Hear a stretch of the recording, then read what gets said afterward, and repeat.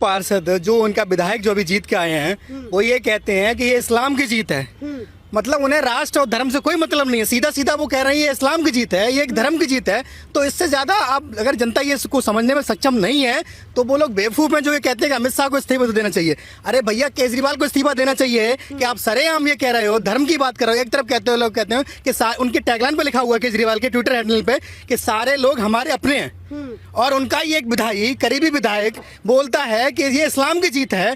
तो इससे ज़्यादा लोग जो देख रहे हैं सुन रहे हैं कम से कम हिंदी तो पढ़ते होंगे, उनको इतना तो समझ में आना चाहिए कि कौन धर्मांध है और कौन जो है वो शाश्वत है। आपको यही नहीं पता चल रहा है कि कहना किसको है। आप जाके पहले अरविंद केजरीवाल का दरवाजा तो बोलें। यहाँ के मुख्यमंत्री हैं, इतनी बड़ी मार्मिक कहते हैं घटना हुई, उन्हें ट्विटर पर बैठ के अपने भाषण देने थे कि भैया हमारी दिल्ली जल रही है, जलवा कौन रहा है, ये वाला सवाल पूछो ना। और बड़ी अच्छी बात है केजरीवाल साहब ने तो रिकॉर्डिंग वो कैमरे लगवाए थे, किसी ने नहीं पूछा, मीडिया ने, ना आज तक ना एबीपी ने, ना ही मतलब जी न्यूज ने, ना किसी ने नहीं पूछा कि वो साहब उनकी रिकॉर्डिंग निकली कि नहीं निकली अब तक। और ना ही केजरीवाल साहब ने इस बात दावा किया कि हमारे जो 16 लाख कैमरे लगे हैं उन सब में रिकॉर्डिंग हुई है। अरे तो वो सफेद टोपी वाले जहाँ पे जो कैमरे में आ रहे हैं, जो अल्लाह अकबर चिल्ला रहे हैं, वो कौन है? आप कोई नहीं बता रहा। तो आपने जो सारी सुविधाएं का वादे जितने किए थे कि वो कैमरे लगवाने के पूरे कर ही दिए थे, तो रिकॉर्डिंग भी तो निकाल लेते ना। सुरक्षा, महिला सुरक्षा, एक भी सुरक्षा, आज किसी ने एक भी बार ये नहीं कहा ट्विटर पे कि ये हमने ये सुरक्षा की दृष्टि से कैमरे लगाए थे और हमारे पास पूरे सबूत हैं, हम इसकी जांच करेंगे और दोषियों को सजा देंगे। नहीं, कोई बात नहीं हुई। आराम से शांति से ट्विटर पे एक हैंडल पे एक ट्विटर मारे जा रहे हैं, ट्वीट कर दे रहे हैं कि हमारी दिल्ली जल रही है। हर बात में एक ही बात, हमारी दिल्ली जल। और एक बड़ी मजे की बात, मैंने ट्वीट पढ़ रहा था उनकी, उसमें ये लिखा है कि मैं दुर्घटनाग्रस्त लोगों से मिलने गया, हमारे हिंदू मुस्लिम पुलिस। अरे तुम दिल्ली की जनता से मिलने गए थे या धर्म को देख के मिलने गए थे? आप वहां पे भी यही बता रहे हैं कि धर्म चल रहा है। केजरीवाल जी थोड़ा शर्म करो, पढ़े लिखे हो यार, इतने पढ़े लिखे हो, और करने वही चले जो एक सड़क छाप आदमी करता है। दूसरी बड़ी, विपक्ष तो खटिया में खटमल की तरह हो गया। अब भैया कहाँ ढूंढ रहे विपक्ष को? अब उनके पास है क्या? देखो दो ही बात है, भैया तो विधवा विलाप करें या फिर अल्लाह के मतलब से अपने आपके साथ मिल जाके, या फिर मुसलमानों की वोट बैंक देख लें। भाई आपको ये नहीं दिखता है कि बर्बादी किसकी हो रही है? अगर इतना ही दम है विपक्ष में तो ये पता करें कि मारने वाली संख्या में हिंदू वाले कितने हैं, मुसलमान कितने हैं। इन लोगों को ये सोचना चाहिए कि आप अगर ये दिखाना चाहते हो कि हम जो करेंगे पत्थर से मार के लोगों को ये ताकत दिखा देंगे तो कुछ भी नहीं होने वाला है। तुम कब तक चलाओगे? तुम्हारे मुंह में रोटी रखने वाले तुम्हारे जो आका हैं वो कोई और हैं। और एक याद रख लो, तुम्हें एक दिन कुत्ते के हड्डे भी नसीब नहीं करने देंगे। 2 दिन बाद तुमके जिम से पैसा खत्म हो जाएगा, फिर तुम कहाँ जाओगे? सड़क पे मोची की दुकान या पंचर की दुकान, फिर कहाँ जाओगे? इससे तुम्हारा कुछ भी भला नहीं होने वाला। गारंटी से लिखे रख लो कि आज नहीं कल तो तुम सड़क पे ही आओगे, और फिर वही सब्जी का ठेला, सब्जी के सबका फल वाले का ठेला, पंचर की दुकान, और फिर यहाँ पर साइकिल का पंचर, उससे कुछ नहीं होगा। अब जैसे हमारे प्रधानमंत्री ने बात बोली, कपड़ों से पहचानो कि कौन दंगा करता है, कौन ये सब कुछ कर रहा है। विपक्ष खड़ा हो गया सामने, मानव अधिकार वाले खड़े हो गए, सारे के सारे एक लाइन से खड़े हो गए कि कपड़ों से पहचानने वाला बात हमारे देश का प्रधानमंत्री कैसे कर सकता है। तो ये जो बात बोली है, इस पे क्या कुछ विचार है? ये बहुत सटीक प्रश्न पूछा है। इस समय इसको उत्तर देना बहुत जरूरी है, क्योंकि देखिए आप वीडियो देखिएगा जो भी जो भजनपुरा इलाके में हुआ है, या फिर कौन सा metro station, Jafrabad metro station है, आप उसमें देखिएगा कि सफेद टोपी वाला कौन होता है। भाई साहब हम तो लगाते नहीं टोपी, स्कल कैप कौन लगाता है भैया बताइए? हम तो नहीं लगाते। हमारी दाढ़ी है, मूंछ है, आप पता कर लीजिए, आप हमारा हुलिया देख लीजिए, ठीक है। लेकिन आप वीडियो में सबसे ज्यादा कौन दिख रहा है? और एक बात बताओ भैया, हम तो अल्लाह हम तो कर नहीं पाते, ये क्या है हमें तो याद भी नहीं है पूरा, ठीक है। तो ये जो कर रहे हैं, जो आवाज आ रही है भैया वीडियो में, तो हम तो डाल नहीं रहे हैं हजारों तरफ मीडिया पर, और हमने किसी से मांगने नहीं गए वीडियो पर्टिकुलर कि भैया हमें कोई धर्म ने दिया हो। हमने तो सोशल मीडिया से देख रहे हैं, लोगों के व्हाट्सएप पे ग्रुप में आ रहे हैं। भैया रोज किसी के पास स्कूल नहीं खुला हुआ है, यूनिवर्सिटी नहीं खुली हुई है कि वो IT सेल का ही बंदा है कि रोज एडिटिंग करके रोज वीडियो डालता होगा है, और हम सर पे कैप लगा देते होंगे तुरंत ही। तो आपको जब भैया दिख रहा है कि, तो अगर ये कोई कहता है कि कपड़ों से पहचान कर लो, तो भैया कपड़ों से पहचान कर लो। जो पत्थर फेंक रही हैं माताएं बहनें, सोचो जिसकी उम्र 67 साल की है और पत्थर 2 kg का हाथ में, मतलब हे भगवान, कहते मतलब कितनी ताकत है उनके अंदर। आप देखिए जिनकी उम्र है एक पैर कब्र में, दूसरा केले के छिलके पे साहब, और तुम पत्थर फेंक रही हो और आप कह रही हो कि मोदी और अमित शाह तो तुम आओ मैं तुझे जिंदा मत मार दूंगी, हैं? आप चिल्ला रही हो। तो कपड़ों से कौन? बुरखे में जो काले रंग के लिबास में जो दिख रही है वो उसमें, और जो सफेद रंग की टोपी में दिख रहा है, तो इसका मतलब ये है कि कपड़े से ही पहचान होती है। आप नीम को नीम ही कहेंगे, बबूल को बबूल कहेंगे, और संतरे के पेड़ तो नहीं कहेंगे ना जाके, तो इसमें क्या बुराई है? जुम्मे के बाद ही ये सारी चीजें हो रही हैं। तो इसके पीछे रीजन क्या है कि जुम्मे के बाद ही ये सब इसके लिए आपको थोड़ा सा घूम के जाना पड़ेगा, उनके जो क्या कहते हैं कुरान को पढ़ना पड़ेगा। वहाँ कहा जाता है there is an guidelines, there is a step by step process कि that they are following strictly. So when they will first they will like pay their regards to their Allah और whatever I don't know, हाँ जो वो हैं उनको वो अपना एक नमाज पढ़ेंगे, पहले उनकी प्रे करेंगे, उसके बाद फिर उनको ये बोला जाएगा कि अब जाओ। अगर तुमने जो नॉन इस्लामिक लोग हैं उनको अगर आपने पत्थर नहीं मारा तो ये नमाज पूरी कबूल नहीं होगी।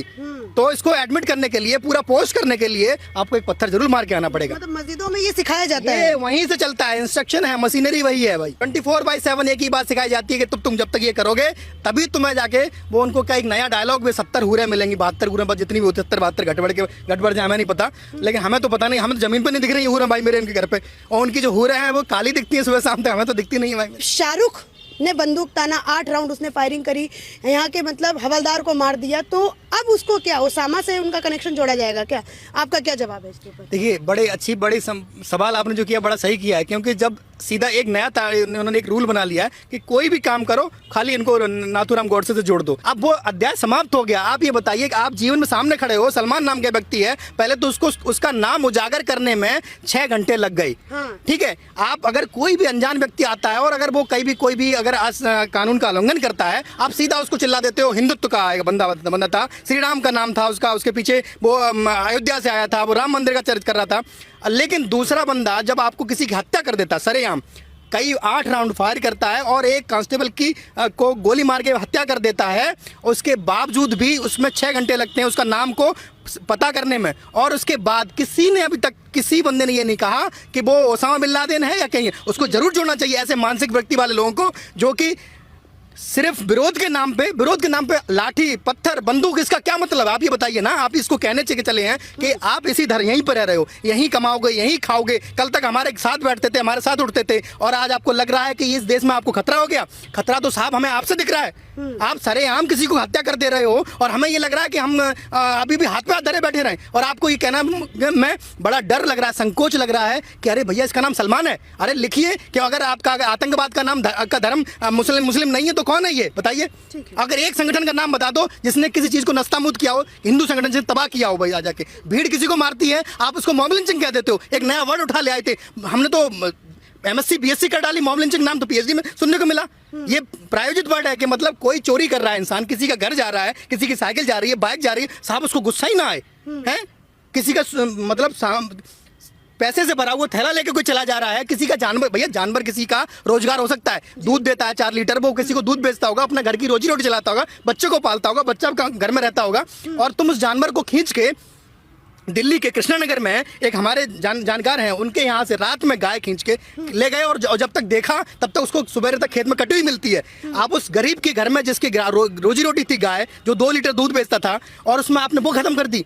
ये मॉब, इसको, और आप इसको अगर इसमें कोई भीड़ आपको मारती है पीटती है तो आप उसको मॉब लिंचिंग का नाम दे देते हो। साहब आधी तस्वीर आप दिखाते हैं और आधी तस्वीर बंद कर देते हैं। ये समाज में 200 घटनाएं रोज होती हैं जिनका आधा सच दिखाया जाता है अखबार के पन्नों पे और टीवी चैनलों पर। आप कम से कम ये सबसे बड़ा समाज में अब मतलब कहते हैं ना कि कुरीति को जन्म देने का सबसे बड़ा आधार यही है। आप अगर सच दिखाने के लिए नहीं आए हैं, आपके अगर चैनल मना कर देते हैं, तो फिर आप एक काम करो, फिर आप उसको दिखाओ ही मत। कुछ जो लोग सड़कों पे आए हैं, कुछ क्या मतलब बहुत सारे लोग अब तो हो गए हैं, जगह जगह पे टायर का मतलब दुकान जला देते हैं, पेट्रोल पंप सारा का सारा उड़ा देते हैं, पूरे की पूरी मेट्रो जाम कर देते हैं।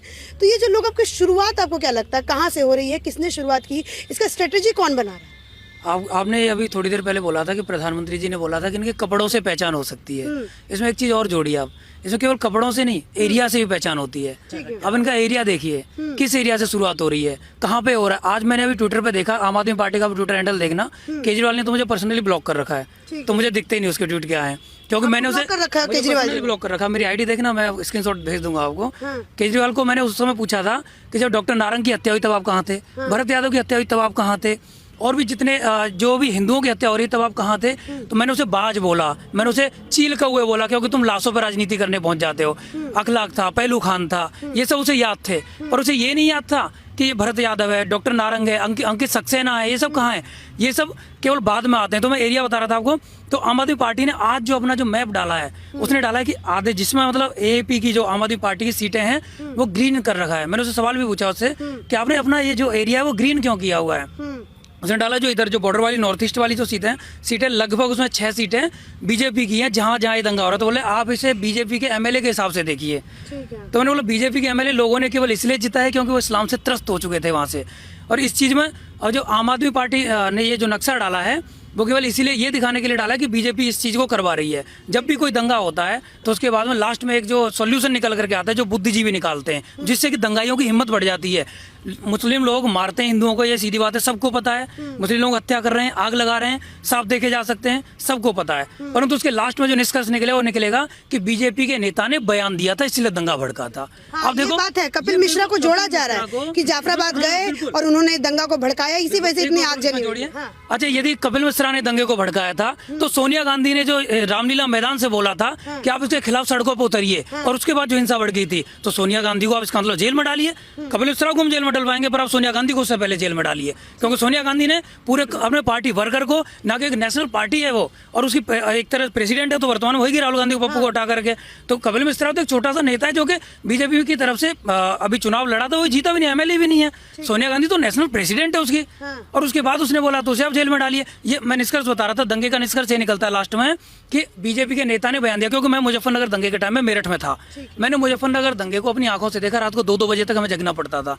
और उसके बाद में क्योंकि मुस्लिमों के आसपास तक हथियार तक आ जाते हैं, इनके विधायक वगैरह पहुंचवा देते हैं, परंतु वहां पे जो लास्ट में नाम आया निकल करके वो क्या आया, संगीत सोम, सुरेश राणा। जबकि ये लोग क्या करवाते हैं, बीजेपी वालों किसी में हिम्मत नहीं जो लड़ाई करवा सके। बीजेपी वाले ज्यादा से ज्यादा होता है कि हिंदुओं के पक्ष में बोल देते हैं बस लास्ट में, नहीं तो होता कुछ भी नहीं है बीजेपी वालों से भी।